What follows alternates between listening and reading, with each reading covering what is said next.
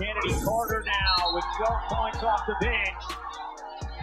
The crowd erupted, some in disbelief, others in fury. Caitlin Clark was down, flat on the hardwood. Kennedy Carter had just shoved the WNBA's biggest star to the ground. No play on the ball, no accident, pure intent. For a moment, looked like Clark might stay there. But here's the thing, she doesn't just take hits, she answers them. And when she does, she takes over. June 1st, 2024. Indiana Fever vs. Chicago Sky. A game that had been circled on calendars for weeks. The hype was real, the stakes were high, and the rivalry was brewing. From the moment both teams stepped onto the court, it was clear this wasn't going to be a clean game. The Sky came out aggressive, determined to knock Clark off her rhythm. But if they thought physicality would shake her, they were in for a rude awakening. First WNBA meeting between Angel Reese and Caitlin Clark. The Fever and the Sky are underway at game.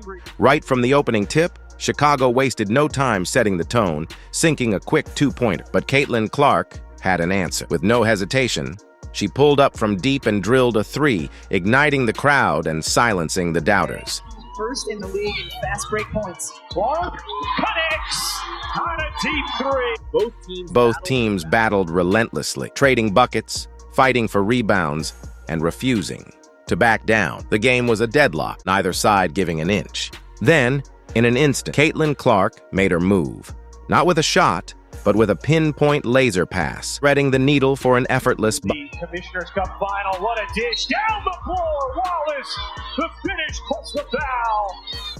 It was a display of pure brilliance.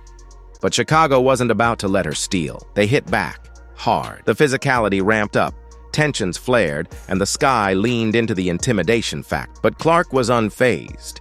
She let another three-point bomb fly, keeping Indiana in the fight.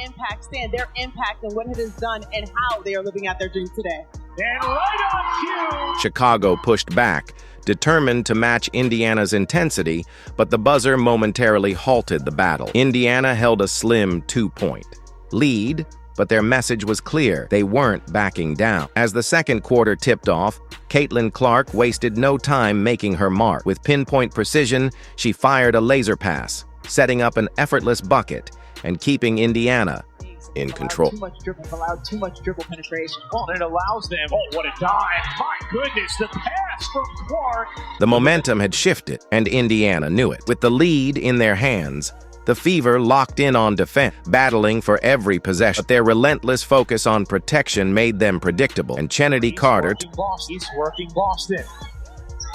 6 to shoot. Carter flips it up and in.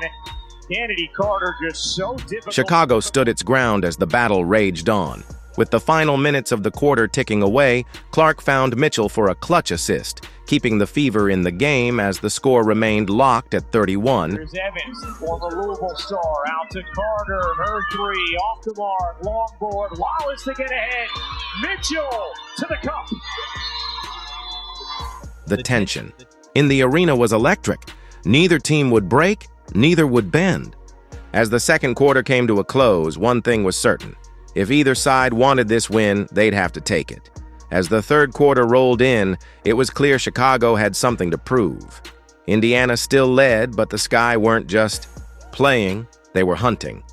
Kennedy Carter got the ball, blurred past Clark, and sank an easy... Downtown as Mr. Last Five.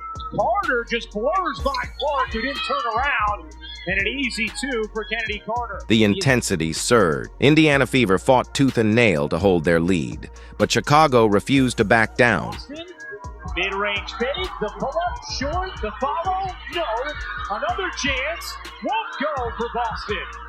Loose ball, this time, It was a fierce battle, and then, just like that, with 15 seconds left in the quarter, Kennedy Carter drove hard to the rim and nailed the shot. The crowd erupted. The Sky were surging back, and Carter was fired up. But then, in a shocking move, she stepped toward Clark and delivered a brutal shove, sending her crashing to the floor. Mabry doubled off to Carter. Her jumper is good. Kennedy Carter now with 12 points off the bench. Her and Clark. I mean, that's clearly a foul which was called. The question is, will they call it Unnecessary. Kennedy Carter. The entire arena gasped as Clark hit the hardwood without even having the ball. The whistle blew. The refs reviewed the play. It was a clear foul. Free throw was awarded, and as expected, Clark sank. Clark goes to wide and hits the first. As the buzzer echoed through the arena, the scoreboard told the story. Chicago Sky 49, Indiana Fever 54. They had tried to knock Caitlin Clark down, but this game proved one thing. She wasn't staying down. Not now, not ever. And with the final stretch ahead, the Sky locked in on Clark, determined to shut her down. But Clark? She was about to show, with skill and poise, why she was simply unstoppable. Within moments, she snatched a rebound and orchestrated a play so smooth, so precise, that it left fans in awe. Net by Boston. Williams grips it. Clark another rebound. Tosses ahead. Wheeler extra feed. Oh, that was pretty. Ball swished through the net, but Chicago struck back instantly, drawing a foul. Indiana didn't just get the fast break bucket. Clark wasn't done. They earned a free throw as well.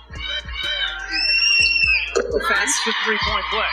The scoreboard read 57-64, with Indiana still holding the lead. But Chicago refused to back down. The battle raged on as both teams dug deep. Defenses tightened. Offenses pressed harder, and whistles echoed as the refs struggled to keep control. Through every shove, every block, and every ounce of pressure, Caitlin Clark refused to fold. She weaved through the chaos and drained another clutch bucket, proving once again she was built for this. Guarded by Evans. Clark. 6 to shoot. Backing down. Clark leans in and banks it home in astute and composed. By that point, Caitlin Clark stacked up 11 points, 8 rebounds, and 6 assists. But Chicago wasn't backing down. Kennedy Carter nailed a two-pointer, closing the gap. Carter a three. It is good. Kennedy Carter is. Then came another momentum shift. Chicago pushed for a three, and Angel Reese sent Clark crashing to the ground. A blatant foul. But the referee, he must have been looking at the ceiling because the whistle never. Chicago. Here is Carter. Kicking it out. Evans takes the three, takes the two, and knocks it down. A lot of contact from Reese on Clark underneath. No whistle, no call. Just shock and disbelief rippling through the arena as the game pressed on. Then came the final 20 seconds, Indiana clinging to a razor-thin lead. Desperation took over. The Fever scrambled to defend, but in the chaos, they commit crucial foul. Down Mabry, down 2. Mabry loses the handle and a foul is called. The crowd held its breath. This was Chicago's golden chance to tie the game. The tension was suffocating. Then, the moment of truth. Mabry stepped up to the line. Continue to communicate with her with what she wants. Mabry misses. The arena erupted. Clark launched the ball skyward as the buzzer rang, sealing the game in dramatic fashion. Indiana had pulled it off. For Wheeler, someone's got to get to her. They can't. Wheeler trying to waste the clock. Up to Clark. Clark throws it up in the air, and Indiana has its first home win of the season. Indiana Fever had done it, their first home win of the season. Despite the fouls, the physicality, and the relentless pressure, Caitlin Clark stood her ground and made them pay for it. As Indiana celebrated, Kennedy Carter, the same player who had bulldozed Clark in the third quarter, could only bow her head in silence. The final score, Indiana Fever 71, Chicago Sky 70, but the drama didn't end there. Carter's controversial foul on Clark was officially ruled a flagrant foul. You a little bit? Yeah. I ain't answering no questions. I don't know what she said. I didn't say anything. That's enough. Later, Carter took her frustrations online, throwing shade at Caitlin Clark. She questioned Clark's game, saying, "Besides three-point shooting, what else does she bring to the table, man?" But Chicago's head coach wasn't having it, calling the foul unacceptable. Clark, on the other hand, brushed it off. She was used to physical play. having grown up competing against her brothers. To her, this was just another day on the basketball for boys. So like it's always been physical and feisty, and like that's what it is. You gotta find a way to hold your own. To make things worse for Chicago, Angel Reese was slapped with a fine for skipping the post-game press conference, probably because by then she had nothing left to say. The message was clear. Caitlin Clark had done the talking, and the entire league heard it loud and clear. And just like that, this unforgettable showdown came to an end. Caitlin Clark didn't just take the hits. She turned them into headlines. In a game fueled by intensity, fouls, and controversy, she proved that no amount of physicality could break her. What do you think? Did the game cross the line, or is this just part of a growing rivalry? Let us know in the comments, and don't forget to like, subscribe, and turn on notifications so you never miss a moment of the action.